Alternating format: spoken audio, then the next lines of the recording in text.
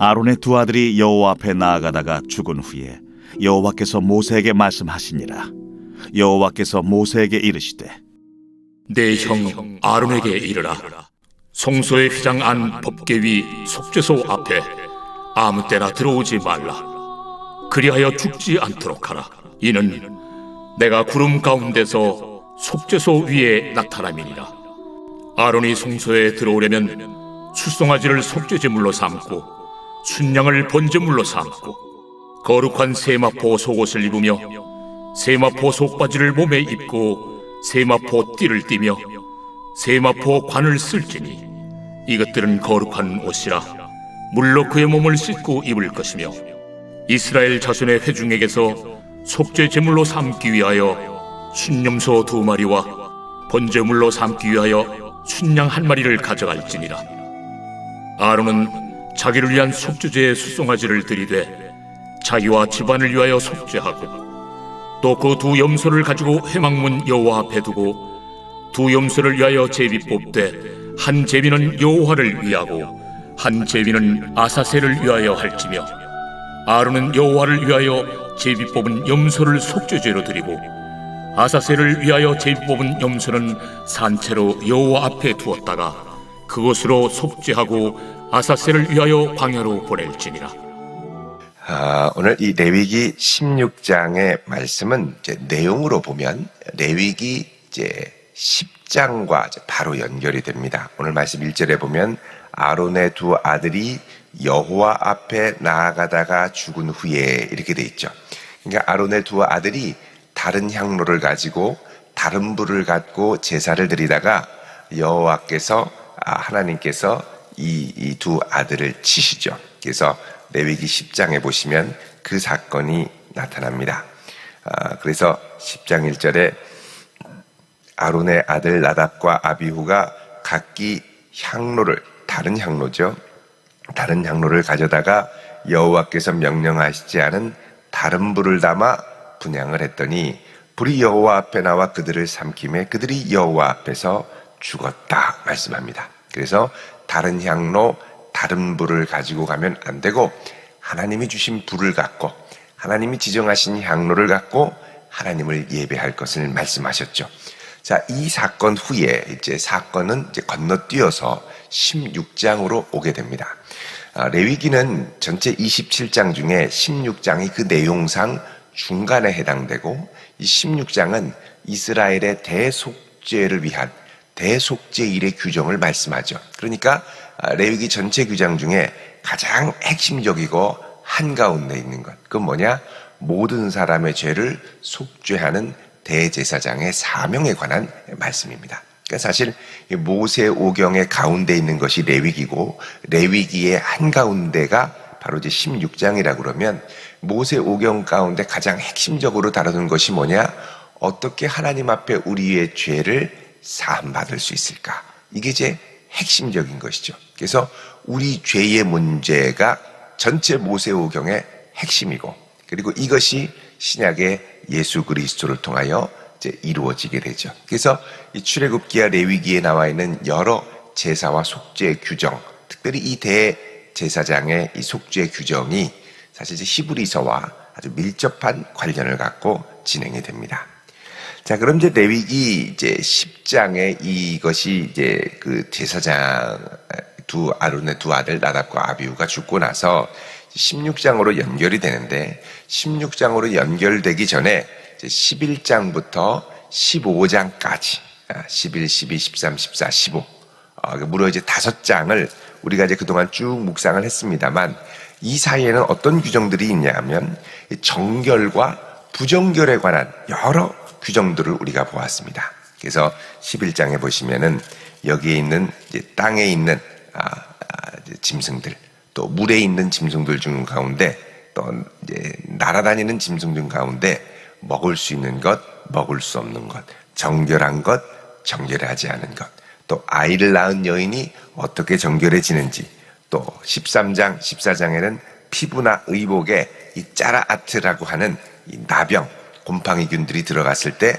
어떻게 정결케 되는지, 또 14장에는 이 환자가 정결하게 될 때 어떤 과정을 통해 정결함을 선포하는지, 그리고 15장에는 우리 몸의 부정을 어떻게 제거하고 정결케 되는지, 유출이 있을 때는 어떻게 정결케 되는지.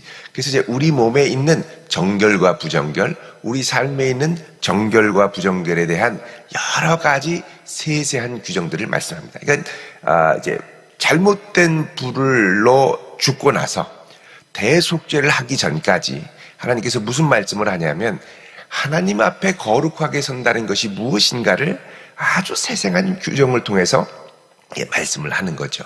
그러니까 하나님 앞에 거룩하게 설 때 절대 가볍게 여길 것이 아니고 하나님 앞에는 흠도 없이 티도 없이 정결하게 설 수 있도록 너희 자신을 잘 준비하는 것이 필요하다는 것을 여러 가지 규정을 통해서 말씀을 합니다.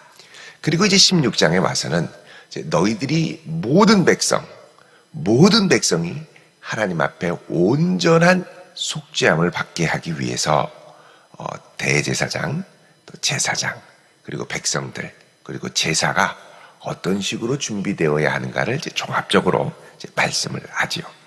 자, 그럼 오늘 말씀 1절에 아론의 두 아들이 여호와 앞에 나갔다가 죽은 후에 하나님께서 모세에게 말씀을 하십니다.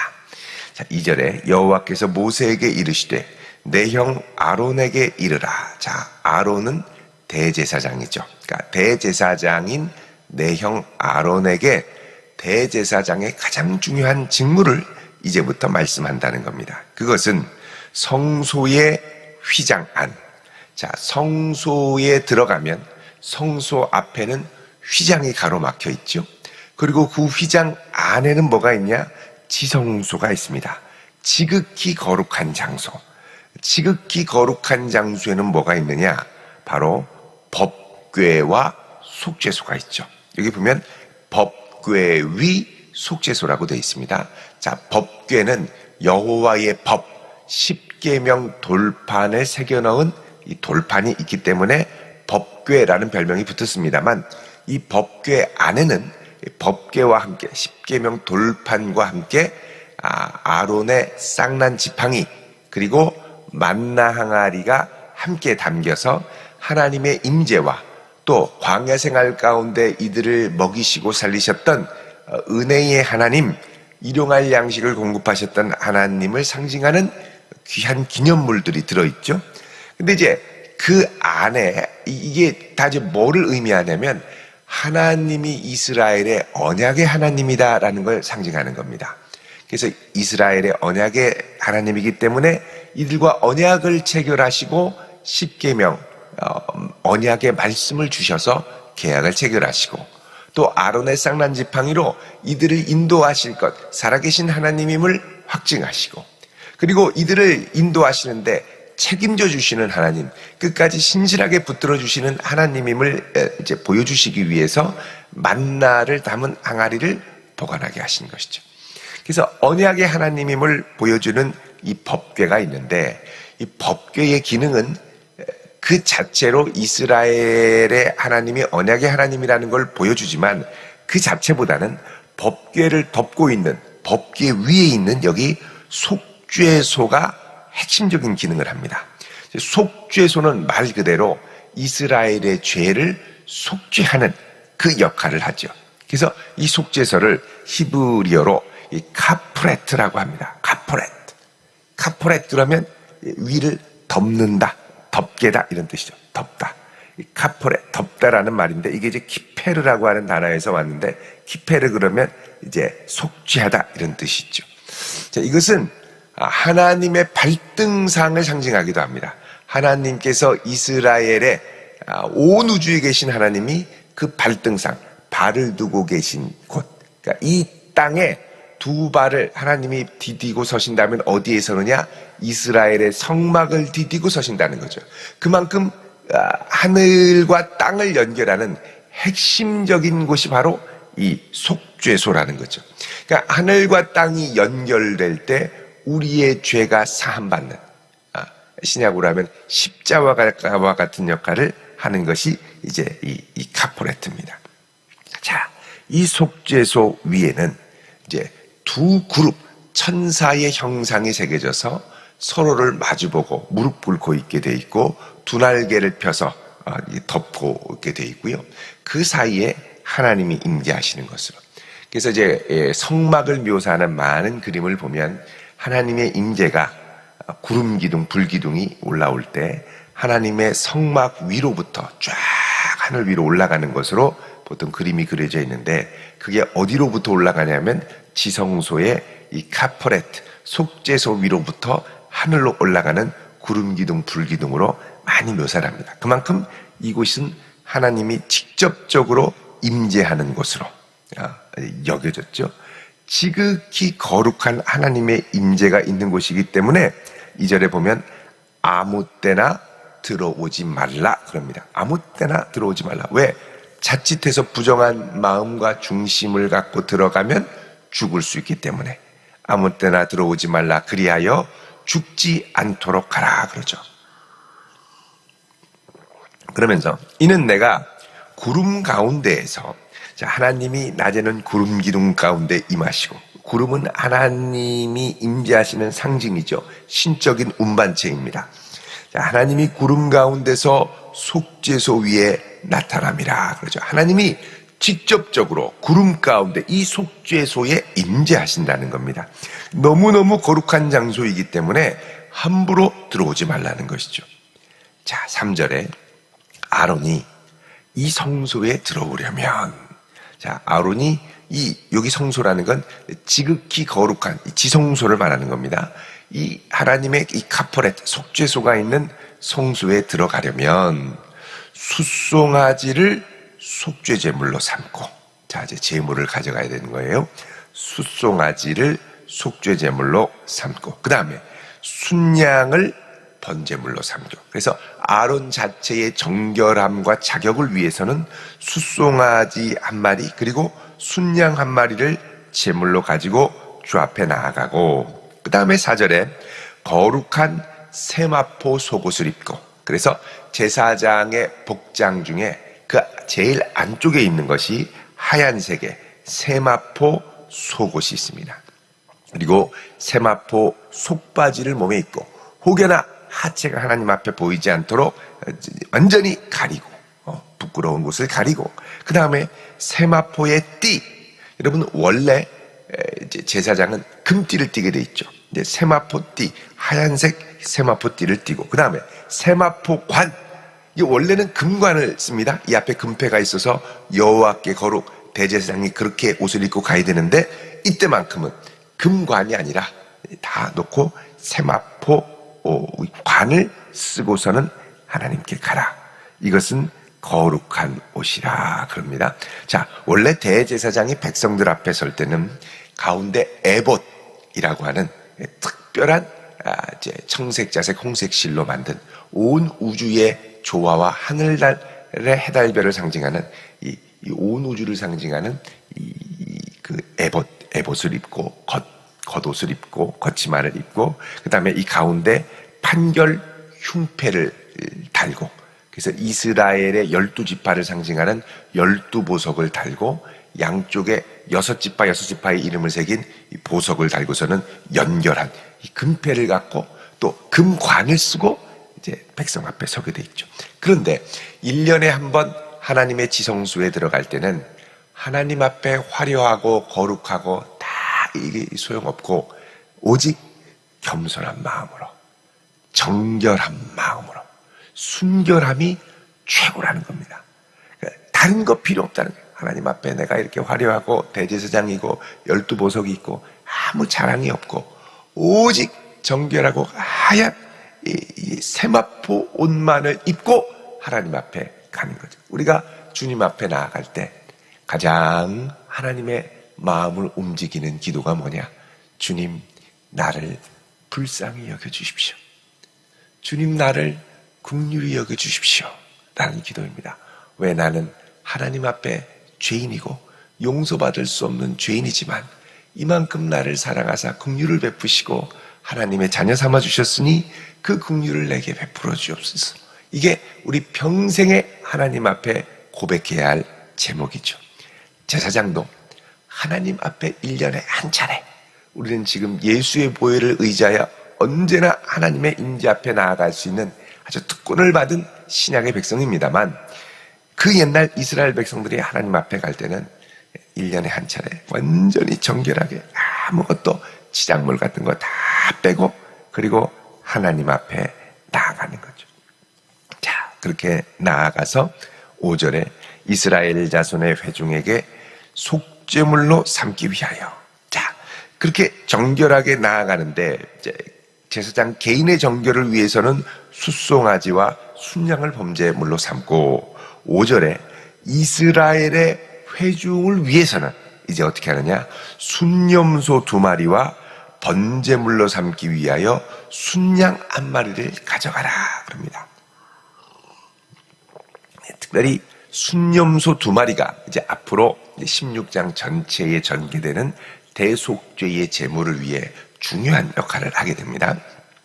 6절에 아론은 자기를 위한 속죄제의 숫송아지를 드리되. 자, 이 3절에 아론이 성수에 들어가려면 숫송아지를 속죄제물로 삼으라고 그랬죠. 그래서 6절에 자기를 위해서, 이스라엘 백성을 위해서가 아니라 자기를 위해서 속죄제의 숫송아지를 하나님 앞에 제사를 드리고, 그래서 자기와 집안을 위해 속죄를 하고, 그 다음에 2 염소를 가지고, 이 2 염소는 뭐냐? 이스라엘 전체의 속죄를 위한 겁니다. 여호와의 회막문 앞에 두고 또 2 염소를 위해서 제비를 뽑아라 그럽니다. 제비를 뽑는데 하나는 여호와를 위하여 제비를 뽑고 다른 하나는 아사셀을 위하여 해라 그럽니다. 여러분, 이 아사셀이라는 이 말, 이 아사셀이라는 말에 대해서는 여러 가지 이제 논의들이 많이 있습니다만, 이 아사셀 그러면 보통 이 광야에서 제일 험악한 장소를 가리키는 것입니다. 그래서 사람이 가기 무서운 아주 험악한 장소에 보내는 염소.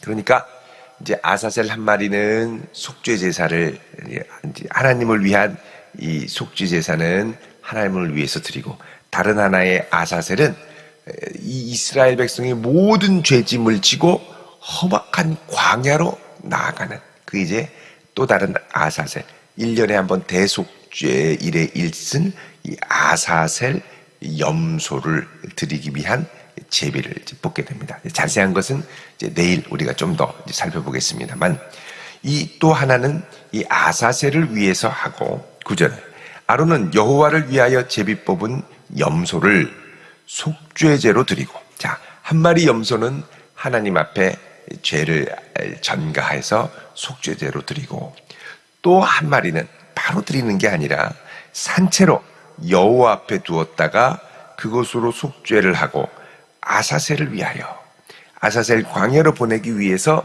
이 아사셀을 광야로 보낼지라, 이렇게 얘기를 합니다. 그래서 이 아사셀 광야에 이 모든 죄짐을 지고 염소가 가다가 이제 거기서 이제 죽게 되는 거죠. 이거는 이제 아사셀 염소가 우리의 고난을 지고 예루살렘 밖으로 나아가는, 영문 밖으로 죄짐을 지고 나아가는. 그래서 예수님이 우리의 죄짐을 지고 십자가를 지고 가실 때 예루살렘 성 영문 밖으로 나가서 골고다 언덕에서 돌아가시죠. 요것들이 다 이런 상징과 긴밀한 관련이 있습니다. 자, 이렇게 해서 하나님께서 2마리의 이 염소를 이제 준비해서 이스라엘을 위한 속죄를 준비하라고 말씀합니다. 이거는 1년에 한 번 이스라엘 백성들이 하나님 앞에 죄를 용서받기 위한 준비가 되고, 자, 이 준비를 위해서 오늘 말씀의 이제 중요한 앞부분은 뭐냐? 이제 아론이 하나님 앞에 이스라엘의 죄를 속죄하기 위해서 자신이 대제사장이다, 자신이 이렇게 많은 책임이 있다, 자신에게 주어진 영광이 이렇게 크다, 이런 거 일체 자랑할 것 없이 오직 하나님 앞에서 정결한 마음과 중심으로 서는 순전한 정결한 대제사장, 요것만이 하나님 앞에 가장 중요한 자격이라고 말씀을 합니다. 그래서 우리가 하나님 앞에 서고 하나님 앞에 쓰임 받을 때 가장 중요한 것은, 우리가 하나님 앞에 이렇게 또 쓰임 받고 이런 것들도 준비하고 여러 가지가 중요하겠습니다만, 가장 중요한 건 뭐냐? 하나님 앞에 거룩하고 성결한 것이 능력이 된다는 겁니다. 우리의 마음과 중심을 하나님 앞에 정결하게, 깨끗하게 늘 준비하며 나아갈 때 하나님이 그 정결한 심령을 통하여 영광 받기를 원하시고, 정결한 심령이라는 건 자기 자랑과 교만을 다 내려놓고 오직 하나님의 긍휼과 자비에 의지하며 하나님께만 영광 돌리며 살기를 원하는 심령. 여러분, 하나님께서 그 심령을 귀하게 여기는 줄 믿으시기 바랍니다. 오늘 이 한날도 이런 심령으로 하나님 앞에 정결하게 서며 나아갈 수 있는 복된 성도 되시기를 주님의 이름으로 축원드립니다. 기도하겠습니다. 할렐루야. 거룩하신 하나님 감사합니다. 오늘 이 한날도 하나님 능력의 손으로 우리를 붙들어 주시옵소서. 주님 앞에 순결하고 정결하게 서기 원합니다. 죄 많고 허물 많은 저희들 이 아침 찾아오셔서 깨닫게 하시고 고백하게 하시고 정결한 심령으로 주 앞에 서게 하시며 일평생 정결하고 순결하게 주 앞에 쓰임받는 저희들이 되게 하여 주시옵소서. 예수님 이름으로 기도드립니다. 아멘.